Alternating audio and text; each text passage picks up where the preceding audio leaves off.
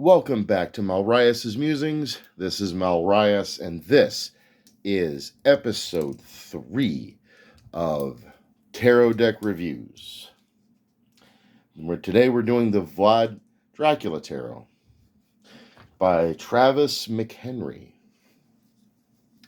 And when I say Vlad Dracula Tarot, I mean, yeah, it's got the casket on the front and everything. It's got kind of vampiric imagery, but at the same time, it's focused on Vlad Tepes, the historical figure, not the vampire so much, which is not bad. I just want to make it clear what it is we're dealing with here.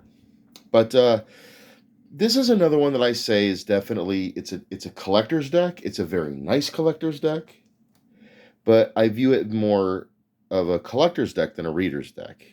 And this is another deck that I don't particularly like the energy for reading. However, I find the energy of this deck a whole lot less distracting than like the horror deck.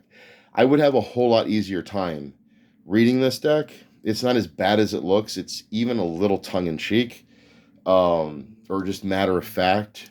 It's ghoulish, but it is not leaning so hard into it. And I'll get to why in a second.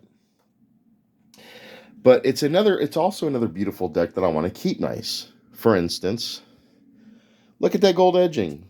This isn't just the red edging now. We're using gold. Look at how it shines. I don't want to ruin this deck. It's a very, very beautiful deck.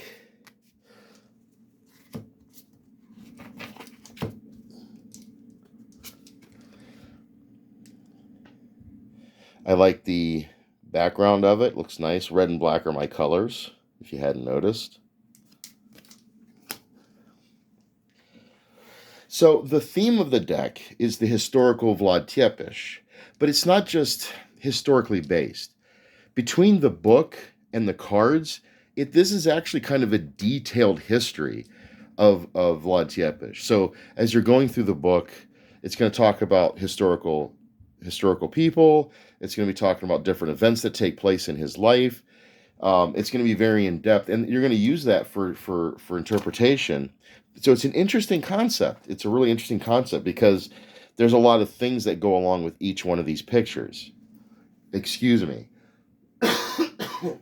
Sorry about that.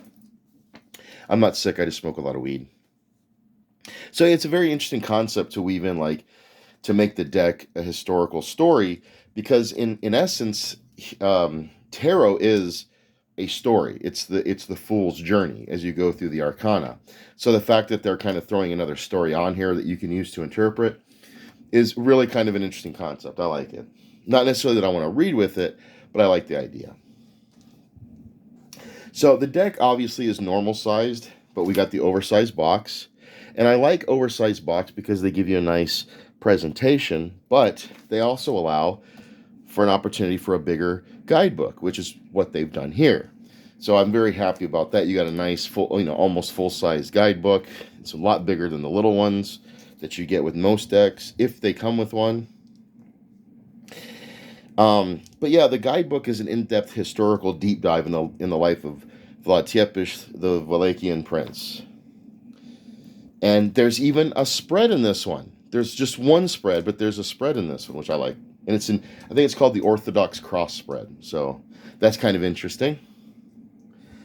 The card stock has a nice texture. Nothing fancy. Some things that you'd see in like regular cards. Got a nice satin sheen on it. Nothing too, but nice. It's nice work. So some examples. We got the Fool. This is what we have for the Fool. And you see his, that's supposed to be Vlad and his wife, I guess. So I'm sorry, no, the peasant and his wife. It says it on the bottom. So that's the fun thing too. It's got a little line at the bottom, the peasant and his wife. And we've got the Strength card, which normally is, a woman who's holding open the hand of a lion, or the mouth of a lion.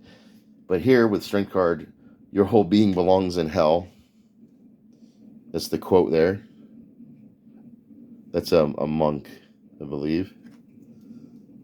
Interesting. Temperance, a slow execution.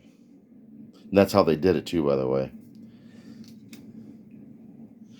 The Tower, better her body rot than be led into captivity, is the subtext on that one. This makes me think, and it probably is, I haven't read through the whole book yet, but this makes me think of that scene with Elizabetha in 95 Dracula, where she jumps out the window. And the Seven of Stakes, he placed their parts on stakes. So you see a lot of the historical background of the deck. All in all, I like their take on the cards. I like that it's connected to history, and you can use the historical background as something else to draw on when you're interpreting the cards. And the cards have a lot of action. So you remember, I was saying that one thing you can do is, like, when you have cards next to each other, you can interact them when they have action. Look how there's a lot you could do with this scene. He's looking this way with his hand up. He's looking this way with his hand up. This is happening here. This is happening here. Evidently, that he has caused this. So you can interpret that a lot of ways. This event is leading to this one. This event looks back on this one. Things of that nature. So there's a lot of action, a lot of things you can do with it. So my final thoughts: I do recommend this deck as a collector's. I don't necessarily. I don't understand. Excuse me. I don't necessarily recommend it as a reader's deck, unless, of course, while you've been watching this, it's been sticking out to you and like speaking out to you, and your understanding's like jiving with it. Then that's fine. But I would more recommend this as another collector's piece, especially with how nice the edging is. But like I said before, it would be easier for me to read this deck than the horror deck. But I don't really look at either one of them as reader decks, for me at least. But it's a fun deck to have, and I don't think my collection would be complete without it. So that's about the long and the short of this one. I will see y'all on the flip side. Malrias out.